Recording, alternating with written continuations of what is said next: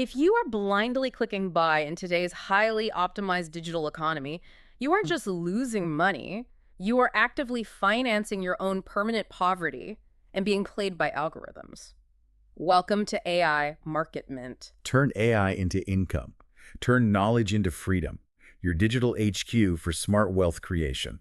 Listen, that feeling of total loss of control over your own liquid capital is terrifying. And I say that from personal experience. Oh, absolutely. It happens to everyone. Right. I mean, I consider myself a fairly logical person. I look at spreadsheets, I budget my income. But last month, I woke up, checked my credit card statement, and realized that at 2 in the morning, I had purchased a $300 neon flamingo sign. Wait, a neon flamingo? Wow. Yes, I don't own a bar. I have nowhere to hang a neon flamingo. It's just, sitting in a box in my hallway mocking me. It makes absolutely zero logical sense. But in the moment, I felt this overwhelming urge that I just had to have it. Well, I guarantee you weren't actually buying a flamingo. What do you mean? You were buying a brief escape from whatever stress you were feeling at 2 in the morning. Yeah. You were successfully hacked. Hacked. Man, it really feels like that. Because it's an intentional feature of modern commerce. And you have to understand that these massive corporate entities, they know your brain chemistry significantly better than you do. Which is a pretty terrifying thought. It is. They engineered that exact transaction weeks before you ever clicked a button. The modern retail space, whether it is a physical grocery store or an app on your phone, isn't designed for your convenience. It is a hostile architecture. Hostile architecture. That is exactly what it feels like. It feels like my own biology is being weaponized against me. But seriously, where does the logic go? At 2 p.m. during a work meeting, I can easily say no to a $300 expense. Because your prefrontal cortex is fully online at 2 p.m. Right. But by 2 a.m., my financial discipline just completely evaporates. Yeah, your logic disappears because logic operates almost entirely in that prefrontal cortex. Think of that specific area like a smartphone battery. Okay, so it drains over time. Exactly. It is incredibly slow. It requires massive amounts of caloric energy to function, and it drains steadily throughout the day with every single decision you make. By midnight, your battery is basically at 1%. And these corporations know that. They absolutely know it. They do not want to negotiate with your logic. They bypass it altogether and target the primitive emotional centers of your brain, your amygdala, with precision-engineered sensory triggers. So wait, that sudden burning urge I get to buy a new piece of tech or a neon bird, you're saying that isn't even my own authentic desire? Not at all. Are they literally planting the craving in my head? Yes, you are reacting to a programmed stimulus. Over the last decade, tech companies have mapped human neurochemistry to a terrifying degree.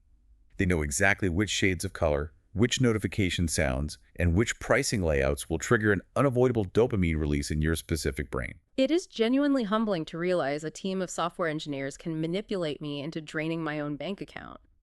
But how did society actually get to this point? Yeah. Because commerce used to just be a basic exchange of necessary goods. Right, like buying a tool for the farm. Exactly. If you lived 100 years ago and needed a shovel, you went to a store, bought a shovel, and went home. There was no psychological manipulation involved. Well, to build a proper defense, you have to understand exactly how this trap was built historically. Yeah. The global economic model shifted drastically after the Industrial Revolution. Because of mass production. Precisely. For the first time in human history, factories were producing way more physical goods than the population actually needed for basic survival. Right, because once everyone in town has a winter coat, the coat factory goes out of business. Exactly. They had massive excess inventory sitting in warehouses. If regular people only bought what they strictly needed, the entire manufacturing system would have collapsed. So they had to invent a reason for people to keep buying. Yes. Corporate executives brought in early psychoanalysts to completely redesign advertising. They made a ruthless pivot. They stopped selling the physical utility of a product, and they started selling the emotional identity attached to it. Oh, wow. So they stopped telling you what the car does on the road and started telling you who you magically become when you sit behind the wheel. They convinced an entire generation that human connection, social status, and emotional security could be purchased over a retail counter. They effectively monetized fundamental human insecurity. And that worked well enough in the physical world, but the digital economy acted as a massive accelerant. Because the internet removed all the natural barriers. Right. The physical world had natural friction. If you wanted to impulse buy something in 1995, you had to physically stand up, Find your keys, drive to a store, and hand over hard cash. And neuroscience shows us that the physical act of parting with paper money actually triggers a pain response in the human brain. The digital world eradicated that pain. Face ID and double-clicking a side button removed the friction. They placed a perfectly optimized 24/7 digital casino directly into your pocket. A casino that tracks everything. Yeah, they track absolutely every single metric imaginable. They track how long my eyes linger on a high-resolution image on my social feed, and the exact millisecond of hesitation before I click a checkout button. Yeah. And they use that continuous data collection to constantly perform behavioral arbitrage on you. Wait, Ali, behavioral arbitrage sounds technical. What does that actually mean for a normal person? Simple. It just means a corporation mathematically exploiting the exact difference between how logical you think you are and how wildly emotional you actually are. Imagine it like a casino recognizing that you always bet recklessly after a bad day at work and intentionally offering you free drinks the second you look stressed. That perfectly explains the midnight purchases. Exactly. Your brain is completely exhausted from the day, and the system swoops in to exploit the gap. Okay, let's put this into the real world to see how it plays out. Think about a fictional guy named Rahul. Let's say Rahul works a grueling 60-hour week as a mid-level corporate manager. A very common scenario. He is constantly stressed, dealing with endless emails, and just fundamentally burned out. Right. So Rahul gets home late on a Friday night. He collapses on his sofa. His cognitive battery is entirely drained. He's operating purely on survival instinct at this point, desperately seeking any form of immediate comfort. And the predictive algorithms attached to his phone know his exact location.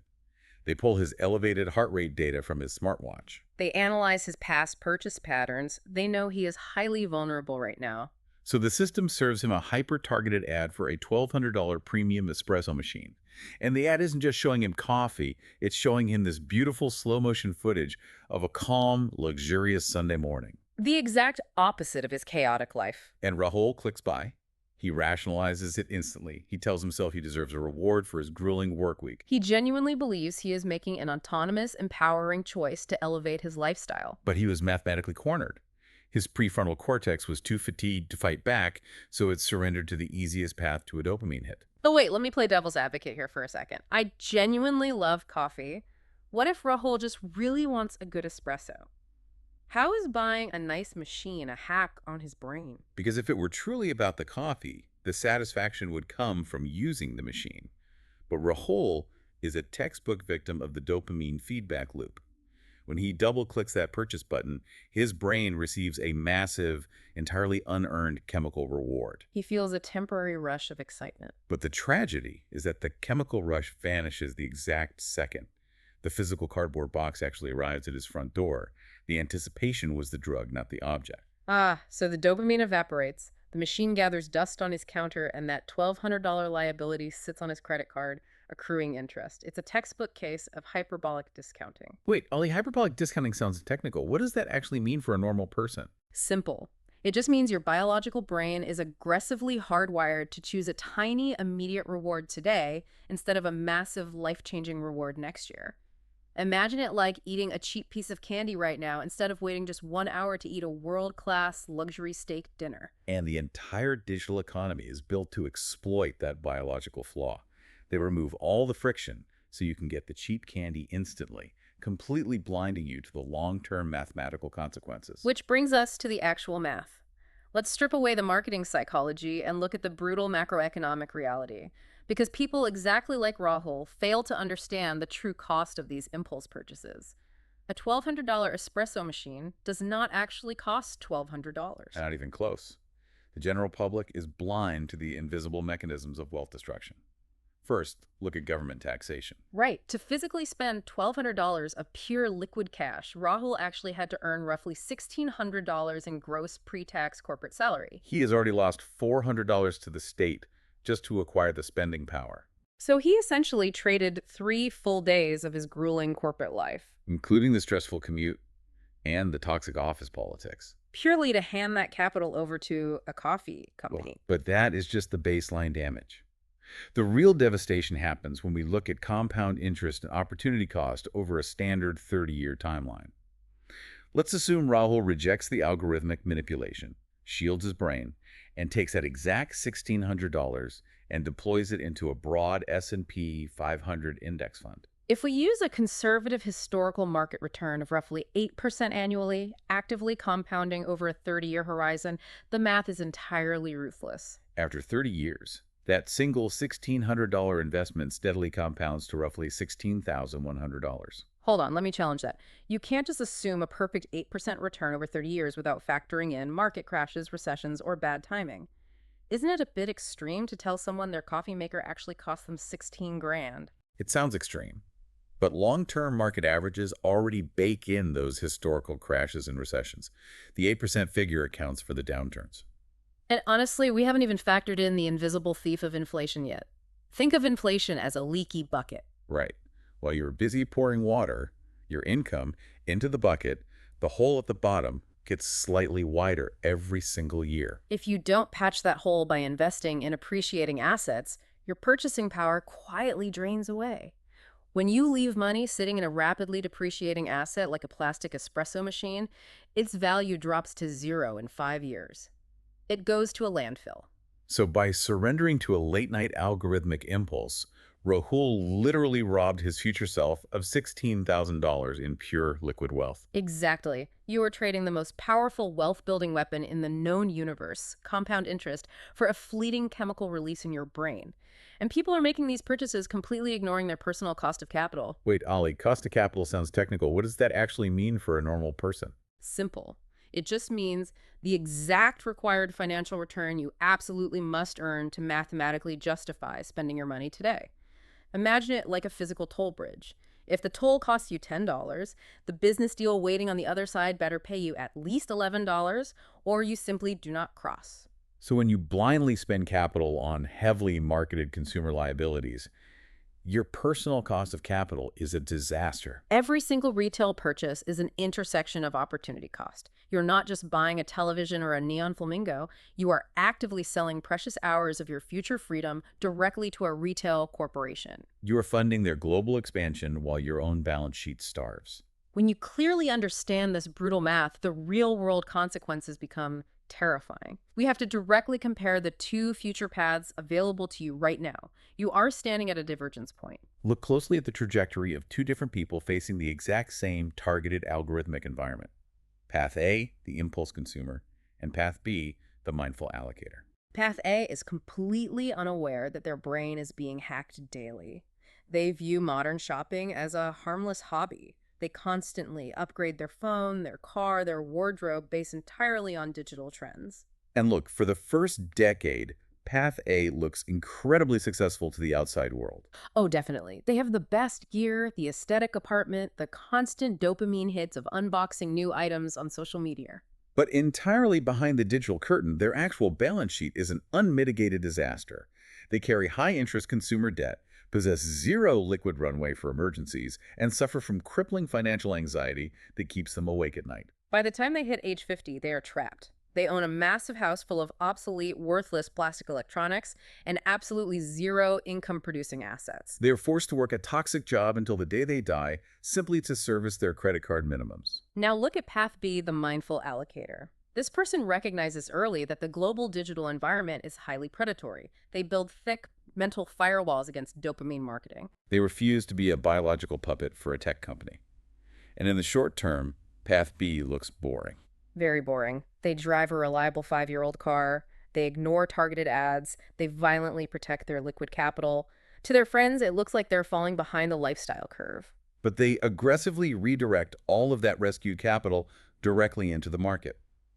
By age 40, Path B has accumulated massive digital leverage, a compounding investment portfolio, and the ultimate human luxury, absolute total autonomy over their daily schedule. Path B essentially purchased the ability to do exactly what they want, whenever they want, without ever checking a bank balance or answering to a corporate boss. They bought their own permanent freedom instead of buying a flat-screen television. The real consequence of Path A is a life of permanent financial servitude. You are selling your hours on Earth to fund a billionaire's yacht. Path B mathematically guarantees human agency. You must decide right now which path you are currently walking. I am entirely convinced. The modern consumption trap is a highly sophisticated scam, and I want out of the system. But practically speaking, how do you actually shield yourself when these algorithms have billions of dollars in processing power behind them? It requires a massive mindset shift. You must permanently appoint yourself as the ruthless CEO of your own life. You have to start viewing every brand, notification, and advertisement as a hostile entity attempting to raid your corporate treasury. So I have to stop viewing retail apps as helpful tools designed for my convenience and start viewing them as financial predators looking for a weakness in my defense. But deleting my cards, isn't that just punishing myself by taking away convenience? You want to take away the convenience. Your current environment is entirely designed to extract your cash with zero friction. You must intentionally sabotage the corporate checkout process by reintroducing extreme physical friction into your daily financial life. That actually makes mathematical sense. If they rely on speed and impulse to bypass my logic, I have to slow the entire system down. I have to force my prefrontal cortex to wake up and engage before the transaction clears. Here is the practical framework to execute this defense today. Step 1. You must immediately delete every single saved credit card from your phone, your web browsers, and your retail applications. Apple Pay, autofill, everything. No exceptions. If you want to buy something online, you must physically stand up from your couch, walk across the room, pull out the physical plastic card, and manually type in all 16 digits. Just that tiny amount of physical friction will kill 50% of your impulse buys on the spot. Step 2. Implement the mandatory 48-hour freeze. For any non-essential purchase over $100, you absolutely must wait 2 full days before completing the transaction. You put the item in the digital cart and you walk away. You close the laptop, you let the artificial dopamine spike completely wear off and flush out of your system. If you genuinely still need the item 2 days later, buy it. But 90% of the time, the urge vanishes entirely. Step 3 is the absolute most critical because people fail without systems.